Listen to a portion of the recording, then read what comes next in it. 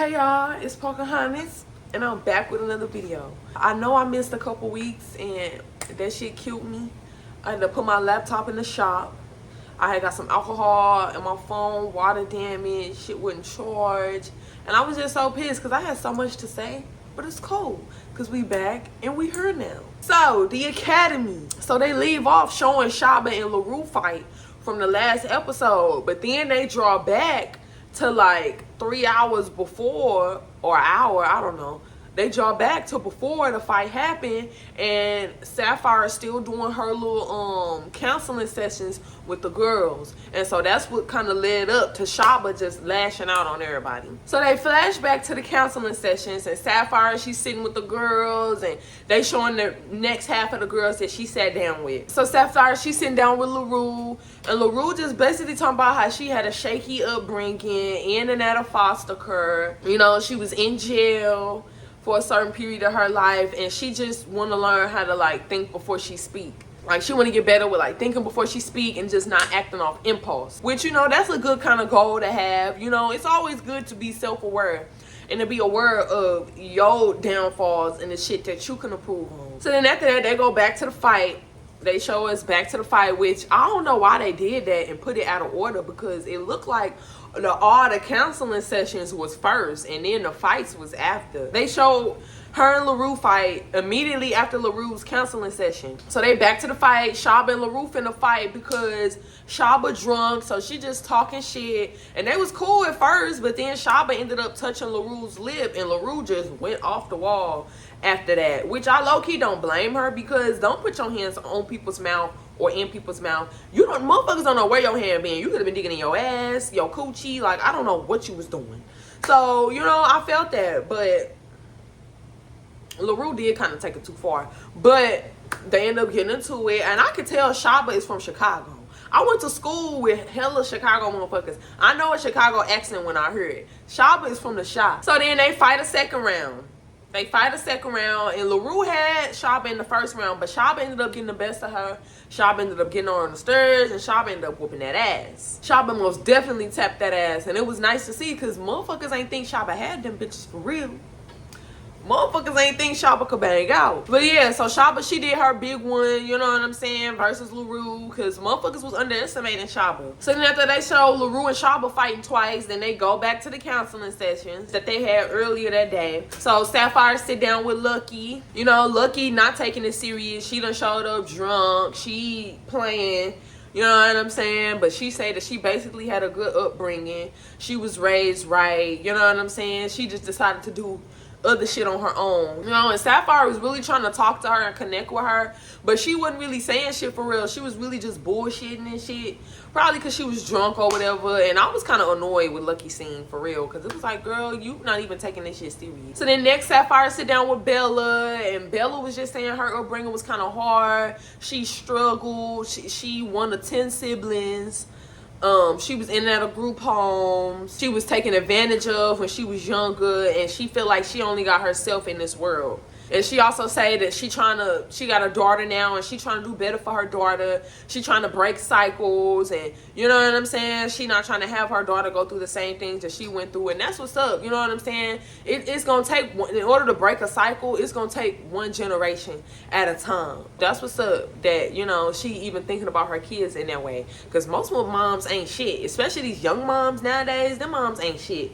So it's nice to know that she thinking about her kid. So then next is Abby racist ass, and I'm intrigued to see what Abby got to say, because I just want to know, like, what made you so racist? Like, I'm ready to get to that. But she ain't even really get into that. She just talked about how her mom, how she had a young mom.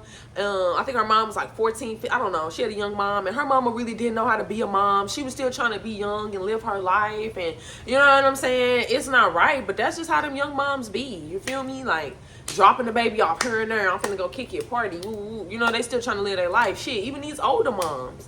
These older single moms, you know what I'm saying? Moms be fucking 50, 40, 60, got 20 years old, they still trying to live, you know what I'm saying? So that's because they ain't got no man.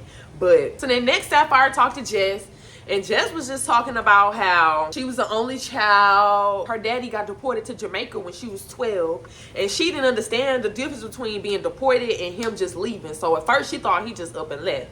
So, you know, that really fucked her up. And she was basically just saying that both of her parents was hella in love with each other.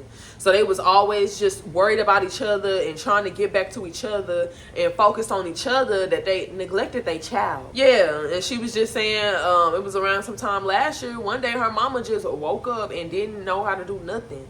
She didn't know how to walk. She didn't know who was. And, you know, it was just really hard for Jess because her mama ended up being diagnosed with alcohol dementia. And that can be fucked up. Like, I remember when my granny was in the hospital and she was on medication and she looked at me and she didn't even know who I was. That shit broke my heart. Like, that shit straight crushed me. I already know that shit probably fucked Jess up. Like, for her mama to not really know who the fuck she was. Like, that shit crazy. But yeah, she just hurt because she feel like she ain't gonna never have the relationship with her mom that she always wanted to have. So she gonna be fucked up. Come here, Mookie. This Mookie, y'all. Say hi, Mookie. Say hi. This will be getting on my nerves, y'all. I really like watching these counseling sessions and just enjoy listening to what the girls had to say, because it just reminds you that everybody go through shit in life. Everybody all got our own struggles. We all got a story. It's how you take it and how you deal with it and how you survive from it. That's what make you who you are today. Motherfuckers shouldn't look at what they've been through as of who they are. Like, you don't gotta be what you've been through. Go through that shit, get through that shit, and that shit gonna make you a better person. But then P Foreign next. P Foreign sit up with Sapphire next, and P Foreign looks a fucking mess. She look a fucking mess. And why the fuck do she got that big wig sitting on top of her head like that? Like, that shit was pissing me off, y'all. I ain't gonna lie. P Foreign was basically just saying, like, she got an authority problem. Like, she got a problem with motherfuckers trying to tell her what to do. She don't like nobody telling her what to do. And she was also just saying how, like, she want to be seen in another light. Like, she don't want to be seen as this rowdy, fighting type chick. You know, she just want this show to make her be seen different. And I know the show ain't got through what it was gotten through with. But P Foreign, she is acting a little different. But we'll see. I ain't going to speak too soon. So then next to sit down with Sapphire is E.T. And at first, E.T. really just had her guard up. She had her wall up. You know the motherfuckers that come into therapy sessions and they like, I ain't finna say shit. I ain't telling her nothing. I ain't, you ain't finna pick my brain. And they end up leaving the motherfucker crying because they done opened up. And you know what I'm saying? I'm just all like, just cut the tough crap. Chill out for a second. You know, let go. Because you know you want to open up and get some shit off your chest. And just do that. You know what I'm saying? Like, y'all got to learn. Like, these therapists is not here to hurt you. Like, they really not. They not here to get in your business. They not here to run and tell. Woo, woo, woo. Like, they really not. They really just there to get you to look at yourself. That's all. Let them really get into what's fucking you up. Because you fuck around and feel better after the fact. But E.T. was just saying how she was hopping from family member to family member in her childhood. And it made her feel independent. But it also made her feel like she couldn't trust motherfuckers. Like, she couldn't rely on nobody. But she was basically just saying, like, she gotta be tough and hard because when she be sweet, people take that shit for granted. And that's big facts. She was just saying she would like to make a friend. And, you know, she ended up crying at the end of her session. After she walked in there with her wall up and wasn't finna say nothing and do nothing, she ended up crying. But she said that Sapphire had like this look in her eyes that just brought it out of her. And I feel that Sapphire is, you can tell Sapphire is really a good person. She give mama bird vibes, like somebody that you know them people that you met. You ever met a motherfucker and you just felt so comfortable just telling them all your business? That's Sapphire. Like, that is Sapphire. Sapphire just got that type of energy that you just want to vent to her and just tell her all your problems. So then next is Big Naj. And Nas is basically just saying that she likes to be liked. She like people to like her. She feel like something wrong with her if don't nobody like her. She feel like people was intimidated by her because her confidence was so high. She been to jail, you know, and she really just lived her life trying to get some money because she knew she wasn't going to get it from her mom.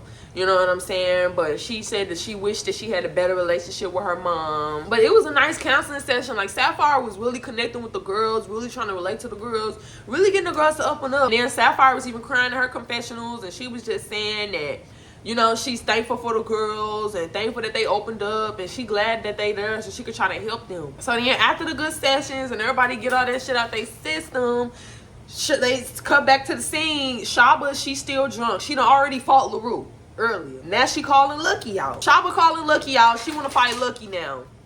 And y'all know Lucky ready. So Lucky go downstairs because she ready to fight Shabba. Lucky go downstairs, they start banging. So as they banging, I guess it looked like LaRue was trying to jump in or something like that. And so Sapphire was just like, ain't nobody jumping in. If you jump in, you going home. That's it. And they really both just banging each other out. Shabba getting hit saying, LaRue getting hit saying. They both holding their own. Like, ain't nobody getting the best of nobody for real. So they break the fight up and Lucky be looking like a whole nigga when her wig come off.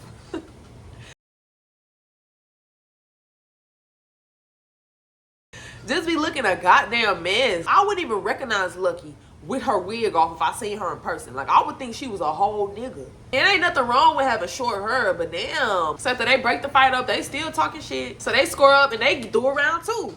They fight for the second time. I ain't gonna lie, they was both getting it. Shabba was low-key getting the best of Lucky though.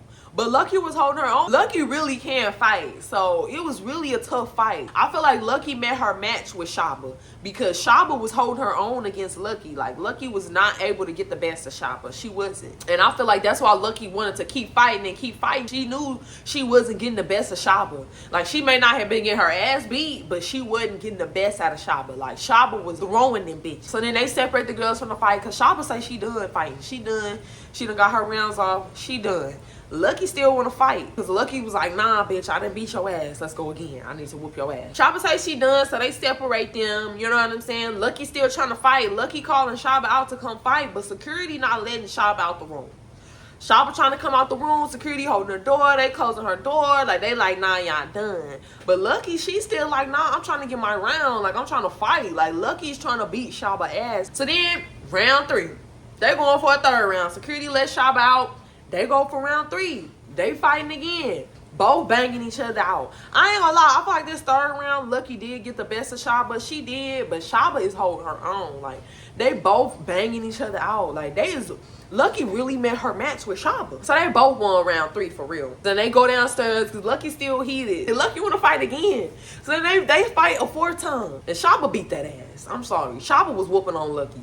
Shabba whooped the fuck out of Lucky. And that's crazy because Lucky can really bang for real. She was getting the best of Lucky so much, Lucky had to start using her legs. I feel like that caught Lucky off guard. Bitches thought Shabba was pussy.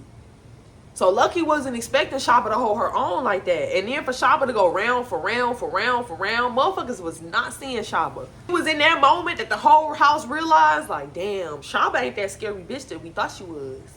Shabba gonna square up with your ass. And she did. Shabba squared up 6 different times in one night and didn't lose once.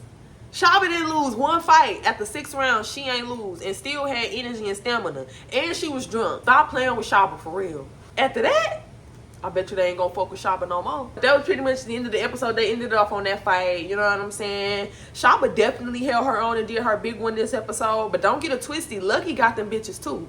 Lucky got them bitches too. I done seen Lucky get down. She just met her match when it came to Shabba, that's all. But yeah, y'all, that was pretty much the end of the episode. It was a good episode. It was nice to get in the girls' heads and to pick their brains a little bit. You know, just to remind everybody, like, hey, we all go through shit. Everybody, including me. You feel me? But, you know, you just take that shit on the chin, you keep it moving, and you just try to become a better person. But that's all I got for y'all this week. Make sure y'all like my video and subscribe to my channel. Show me some love, y'all. I show love back. And I'll see y'all next week for sure.